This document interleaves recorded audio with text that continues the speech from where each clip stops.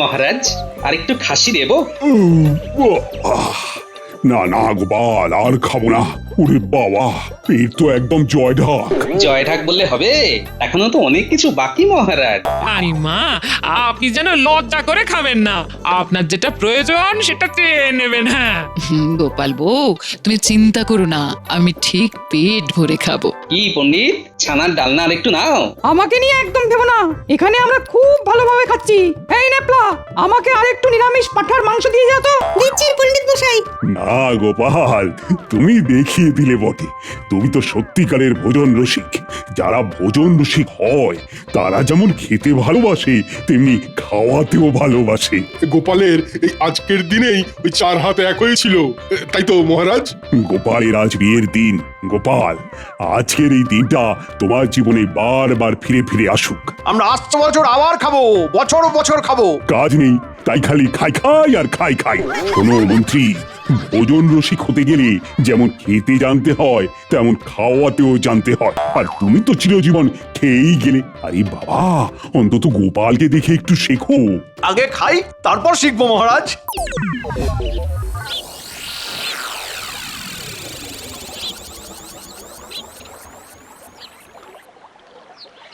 গোপাল, কাল বড় ভালো খেয়েছি। তোমার মন আছে বটে। আপনারা সবাই খুশি হয়েছেন এটা জেনে আমিও শান্তি পেলাম।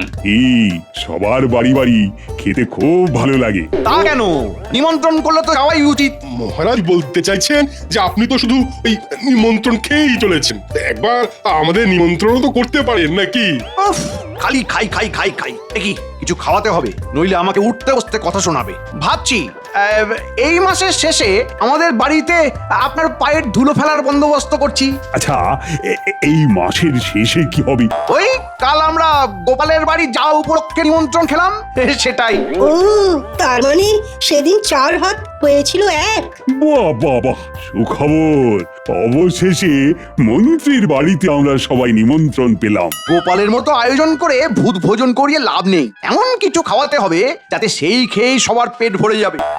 ভাবতে হবে, ভাবতে হবে। কি মন্ত্রী মশাই, একটু চিন্তায় পড়ে গেলেন বলে মনে হচ্ছে। চিন্তা? কিসের চিন্তা?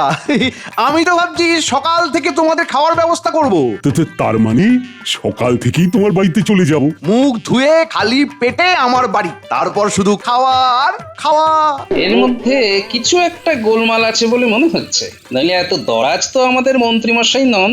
কিছু একটা গোলমাল তো আছেই। ওটাই বার করতে হবে। তাহলে আমি আমার গিন্নি আর নাতি নাতনিকে নিয়ে সকাল থেকেই আপনার বাড়িতে চলে আসবো। যারা বিবাহিত তারা সবাই তাদের গৃহিণীদের নিয়ে আসবে, আর বড় কথা কি। সাধু সাধু মন্ত্রী, এই প্রথমবার তোমার মুখে মন্ত্রী সুলভ কথা শুনলাম। আমরা সেই দিনের অপেক্ষায় রইলাম কিন্তু।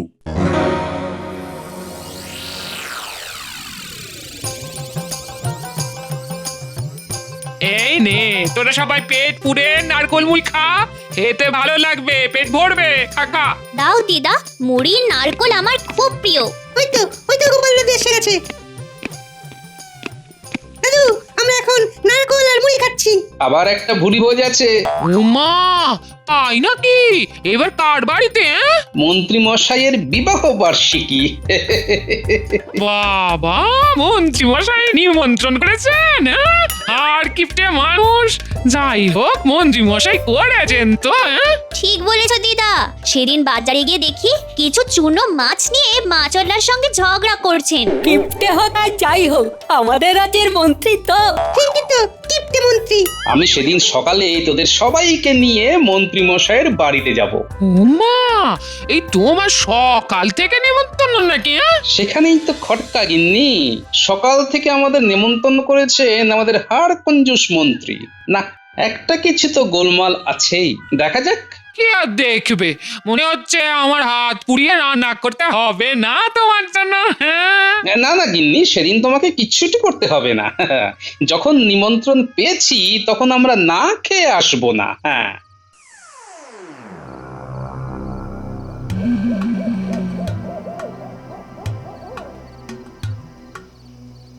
কটা ঘটা আছিস নাকি?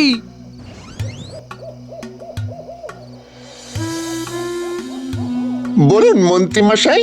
এই মাসের শেষে আমার বিয়ের তারিখ। মহারাজ আর আমার সভাসদরা ধরেছে গোপালের বাড়িতে যেমন খেয়েছে সেই রকম আমার বিয়ের তারিখে ওরা কবজি ডুবিয়ে খাবে। বাহ, বেশ ভালো। তবে আয়োজন বেশ ভালোভাবে করতে হবে। খাওয়াবো তো বটেই, কিন্তু এমন খাওয়াবো যাতে করে ওই রাজকীয় আয়োজন করতে না হয়, আবার আমার সুনামও থাকে। সেটা কি করে সম্ভব মন্ত্রী মশাই? আচ্ছা শোন মন দিয়ে শোন। বলুন, শুনছি। সব হবে, কিন্তু কেউ কিচ্ছু খেতে পারবে না। প্রথম খাওয়াতেই পেট ভরিয়ে দিতে হবে। সকালে নিমন্ত্রণ, সকালের জলখাবারটা এমন দিতে হবে যাতে সবার সেটা খেয়েই পেট ফুলে যায়। আর দুপুরে ভাতের দিকে নজরই যাবে না। ভাত থাকবে, খাসির মাংস থাকবে, মিষ্টি থাকবে, দই থাকবে, এ শুধু আমাদের জন্য, বুঝলি না? রাঁধবি তোরা, এমন জমিয়ে রাঁধবি যে গন্ধে সবার প্রাণ একেবারে আকুলি বিকুলি করে ওঠে। বুঝলাম। তাহলে এক কাজ করুন, বিশেষ এক ধরনের চূর্ণ দিয়ে মুড়ি ভাজলে মুড়ি সাদা হয় আর খুব ফোলে। পেটে গেলে আমাদের হজমের ভিত একদম নাড়িয়ে দেবে। শুধু মুড়ি কেউ খাবে কেন? সেই মুড়িটাকে মাখতে হবে নারকোল, চানা, একটু পেঁয়াজ আর ওই সর্ষের তেল আর লবণ। দেখবেন সবাই ওই মুড়ি মাখা খাবে মাংস ফেলে। মুড়ি এমন জিনিস যে খেতে থাকলে আর থামতেই পারবে না। ব্যাস হয়ে গেল। আগের দিন ওই বিশেষ দোকান থেকে চূর্ণ মিশ্রিত মুড়ি নিয়ে আসতে হবে। মুড়ির বস্তা কিন্তু আগে নিয়ে আসতে হবে, রাতের অন্ধকারে।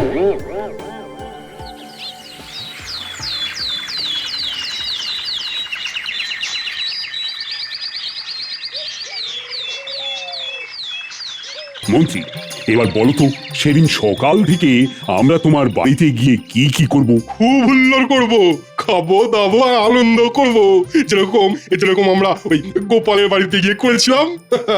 আমি একটা চূর্ণ তৈরি করেছি, সেই চূর্ণটা খেলেই চঞ্চনে খিদে পাবে। হ্যাঁ হ্যাঁ।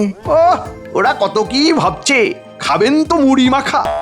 কি মন্ত্রীমশাই, কি ভাবছেন আর মুচকি মুচকি হাসছেন? তোমরা কতদিন পর আমার বাড়িতে যাচ্ছ, আমার কি যে আনন্দ হচ্ছে, মানে আমি আর আমার গিন্নি যে কি আনন্দ পাচ্ছি সেটা বলে বোঝাতে পারবো না গো।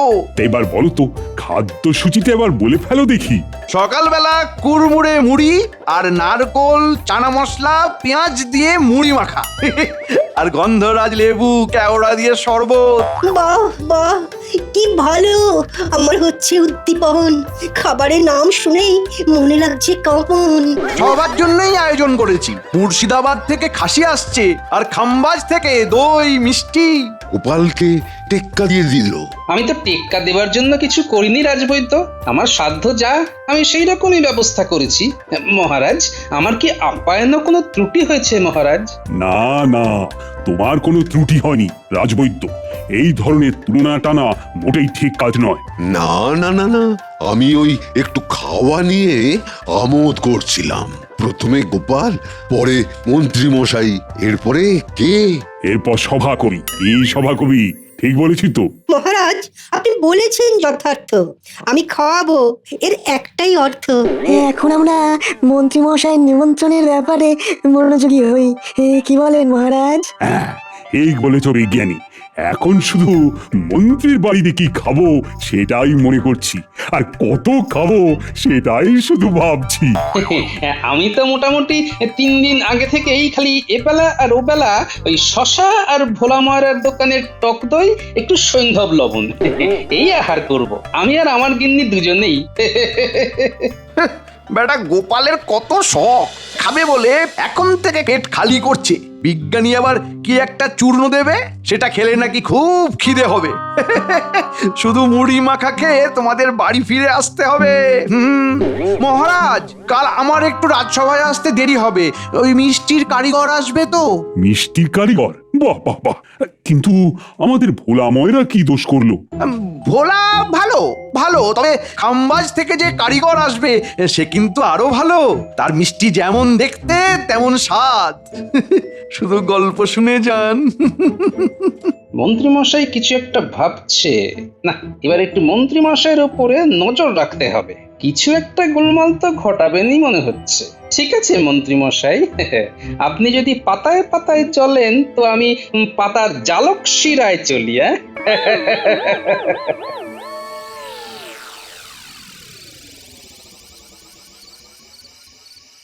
বুঝলে গিন্নি? ওহ, সবাই কত কিছু চিন্তা ভাবনা করছে আমাদের বিবাহ বার্ষিকী নিয়ে, কিন্তু আমি তো জানি বাবা আসলে কি ঘটবে। কি ঘটবে? আমাদের বিবাহ বার্ষিকীতে মহারাজ সহ সবাই আমাদের মুড়ি মাখা খেয়ে ঢেকুর তুলতে তুলতে বাড়ি যাবে গো। মা, ধরা পড়বার কোনো সম্ভাবনা নেই তো? আরে না না, ওরা তো মুড়ি খেয়েই পেট ভরিয়ে দেবে।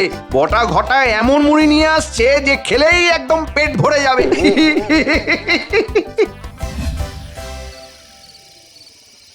সন্তরা, কাল থেকে খুব সন্তর্পণে মন্ত্রীমশাই রাজসভার পর কোথায় যায় কি করে সব জানবি। কেন গো গোপাল দাদু, মন্ত্রী মশাই আবার কি ঝামেলা করছেন? এখন করেননি, কিন্তু খুব সম্ভবত কোনো একটা গোলমাল করতে যাচ্ছেন। ঠিক আছে গোপাল দাদু, আমরা ঠিক খবর এলে তোমাকে দেব। এই মাসের শেষ দিনে নাকি মন্ত্রী মশাইয়ের বাড়িতে আমাদের নিমন্ত্রণ। হ্যাঁ, সেটা নিয়েই তো গোলমাল। যে মন্ত্রীমশাইয়ের হাত থেকে জল গলে না সে করছে নিমন্ত্রণ। ও মা, সেটা কি গো গোপাল দাদু? তাহলে কি হবে? আমরা খাবো না, আনন্দ করব না? মন্ত্রীমশাই যখন নিমন্ত্রণ করেছে তখন খাওয়াতে উনি বাধ্য। আমার বানর সেনা, তোরা কিন্তু কাল থেকে নজর রাখবি মন্ত্রী আর বটা ঘটার উপর, কেমন?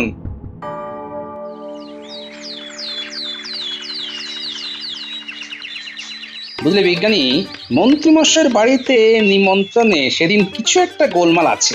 বুঝলে গোপাল, আমি যে ওষুধটা দেব সেটা খাওয়ার আগে খাবে, পাথর পর্যন্ত হজম হয়ে যাবে। তারপর কিছুক্ষণের মধ্যে খুব খিদে পাবে, তখন দেখবে খাওয়ার কি আনন্দ, একেবারে হু হু করে খাবে। তাহলে আমরা সবাই ওই ওষুধ খেয়ে মন্ত্রীমশাইয়ের বাড়িতে খেতে যাব। সে তো বটেই, প্রথমে হজমের ওষুধ, তারপরে পেট পুরে খাওয়া। চলো বিজ্ঞানী, রাজসভায় যাওয়া যাক।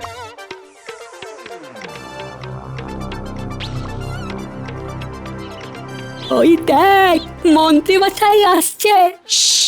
আমাদের কিন্তু পিছু নিতে হবে। চল চল সবাই।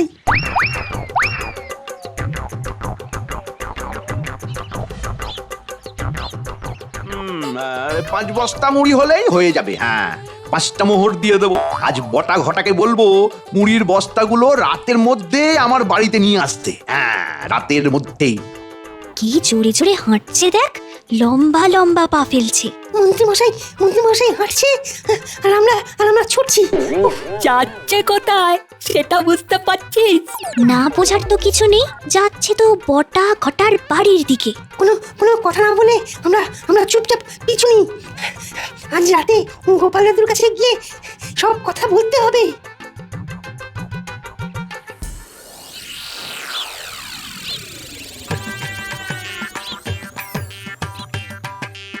বুঝলি ঘটা, মন্ত্রীমশাই যা কিপটে, কাজ হয়ে যাওয়ার পর পয়সা দেওয়ার সময় এলেই দেখবি কিছু একটা ভুজুং ভাজুং দিয়ে ঠিক বিষয়টা ঘেঁটে দেবে। হ্যাঁ, তাহলে আমরা কি করব সেটা বল। ব্যাপারটা আমার উপর ছেড়ে দে, আমাকে খেলতে দে। আগের টাকা পয়সার কথাটা আমাকে বলতে দে।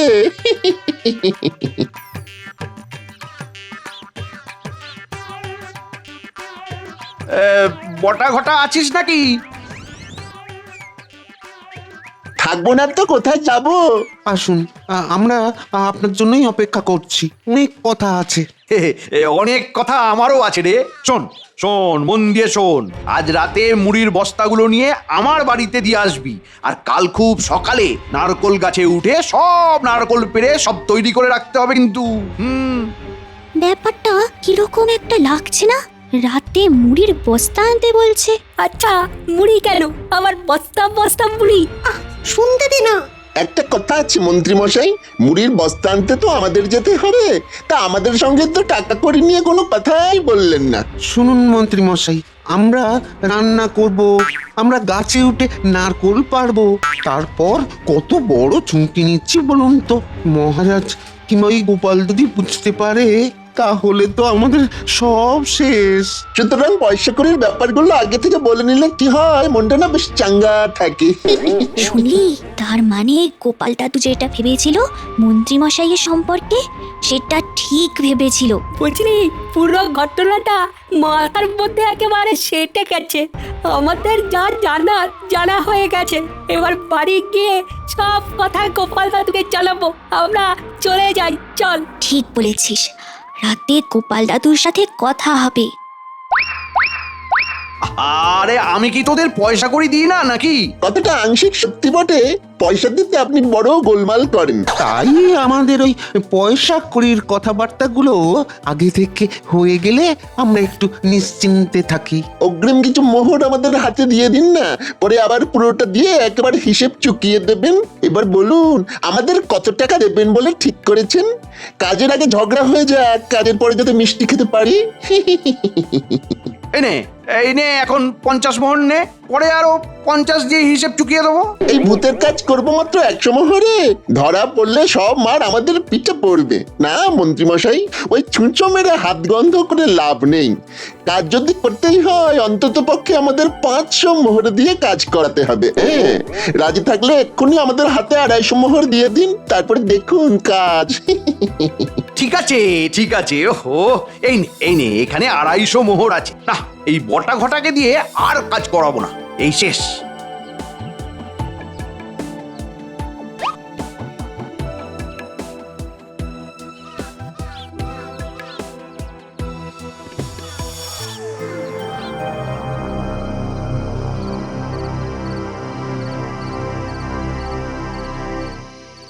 তার মানে এটা হচ্ছে মন্ত্রীমশাইয়ের পরিকল্পনা। ব্যাস, এবার আমার কাজ শুরু হবে। এবার তুমি কি করবে? মন্ত্রীমশাই নিজেকে খুব চালাক বলে মনে করেন। উনি জানেন না যে গোপাল মন্ত্রীমশাই থেকে অনেক বেশি বুদ্ধি ধরে। এটা আমার অহংকার, আর এই বুদ্ধির জোরে আমি সবার কাছে সম্মান পাই। গিন্নি, গোপাল দাদু, আমাদের কি কি কাজ আছে আর? তোদের আর কোনো কাজ নেই রে। তারা স্নান করে পরিষ্কার জামা কাপড় পরে মন্ত্রীমশাইয়ের বাড়িতে গিয়ে পেট পুরে খাবি, ব্যাস। এই তো শুনলে, মন্ত্রী মশাই মুড়ি ছাড়া কিছু খাওয়াবেন না। হ্যাঁ গো গিন্নি, আমার প্রতি কি তোমার একদম বিশ্বাস নেই? আমি যখন বলেছি মন্ত্রীমশাই খাওয়াবেন, তার মানে খাওয়াবেন। শুধু আমার কতগুলো জায়গায় পায়ে হেঁটে যেতে হবে, ব্যাস। এখন একটু বেরোবো, মহারাজের কাছে যাব। চলি। হ্যাঁ,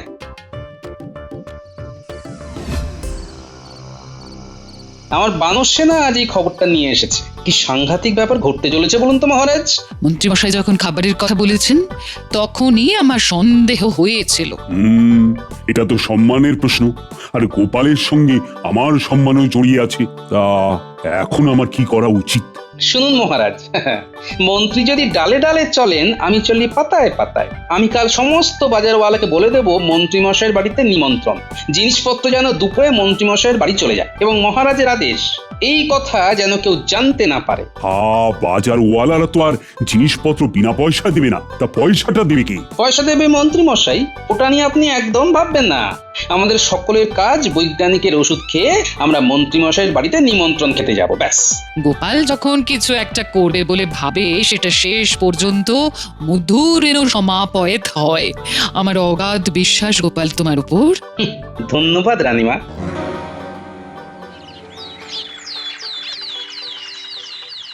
সকাল থেকেই চন্মনে খিরে, ও মন্ত্রী, আরে জল খাবার দাও। হ্যাঁ, খিদেতে পেট চুই চুই। জল খাবার মুড়ি দিয়ে শুরু হোক। মুড়ি মাখা, তার মধ্যে নারকোল, ভাজা চানা আর সুন্দর মশলা। সাধু সাধু, জল খাবারই যখন এই, তাহলে আসল খাবারটা যে কি হবে সেটা তো বুঝতেই পারছি। বটা ঘটা, সবাইকে মাখা মুড়ি আর শরবত দাও।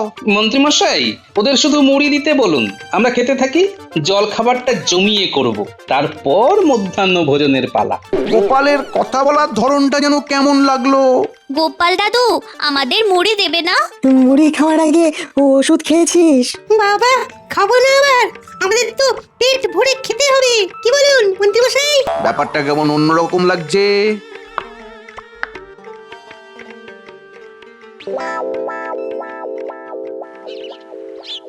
ও মন্ত্রী মশাই, আরে এখনই তো ফাঁকা হয়ে গেল, আরো দিন। দাও দাও আরো মুড়ি, সইছে না আমার ভুঁড়ি। আরে ওরা তো খেয়েই চলেছে, 5 বস্তা মুড়ি তো শেষ, 100টা নারকল শেষ, গাছে তো আর নারকলই নেই। ওই মন্ত্রী, আমার যে মুড়ি মাখা শেষ। আরে আরো মুড়ি দাও। দিচ্ছি মহারাজ, কি করে দেব? বেলা অনেক হয়েছে মহারাজ, এবার আমরা মধ্যাহ্ন ভোজ খাবো। মন্ত্রী মশাই, মধ্যাহ্ন ভোজনের জন্য আপনি প্রস্তুত তো? মুর্শিদাবাদের খাসি দিচ্ছে মুখে হাসি, খাম্বাজে মিষ্টি, কি অপরূপ সৃষ্টি। রান্না কদূর? বটা ঘটা, রান্না কত দূর মহারাজ জানতে চাইছেন? রানীমা তো খিদেতে একেবারে কাতর। মহারাজ, একটা বিপদ হয়েছে, আমাদের না সেই রকম প্রস্তুতি নেই। কি ভেবেছিলেন মন্ত্রী মশাই, শুধু চূর্ণ মিশ্রিত মুড়ি খাইয়ে আমাদের পেট ভরাবেন? সে কি গোপাল, তাহলে এই এত মানুষ তারা খাবে কি? আপনি কিচ্ছু ভাববেন না মহারাজ, গোপাল থাকতে আপনি, রানীমা আর সভাসদরা না খেয়ে থাকবেন, এটা হয়? আমার সমস্ত বলা আছে, মন্ত্রী মশাইয়ের ঘরে সব চলে আসবে। ওই দেখুন, ভোলা ময়রা মিষ্টি নিয়ে, মুদি বাজার মাছ সব নিয়ে চলে আসছে। দাম কে দেবে? আমার তো হাত খালি। দাম আপনি দেবেন মন্ত্রী মশাই। পরের মাসের বেতন থেকে সব ধার মেটাবে। শোনো সবাই, মন্ত্রী মশাইয়ের আজ বিয়ের তারিখ, তাই তো মন্ত্রী মশাই আজ আমাদের সবাইকে কবজি ডুবিয়ে খেতে বলেছে। তোমরা সবাই খেয়ে মন্ত্রীর গুণ গাও। সব কিছু মন্ত্রী মশাই দেবে। মহারাজ, মহারাজ, আমি ফতুর হয়ে যাব মহারাজ। তোমার ফতুর হওয়াই উচিত। মন্ত্রী, তুমি বরং দাঁড়িয়ে দাঁড়িয়ে দেখো আমরা কেমন মজা করে খাই। ভেবেছিলাম আমি চতুর হয়ে সবাইকে বোকা বানাবো, কিন্তু গোপাল বিজ্ঞানী এরা আমাকে ফতুর করে দিল, এরা আমাকে ফতুর করে দিল গো।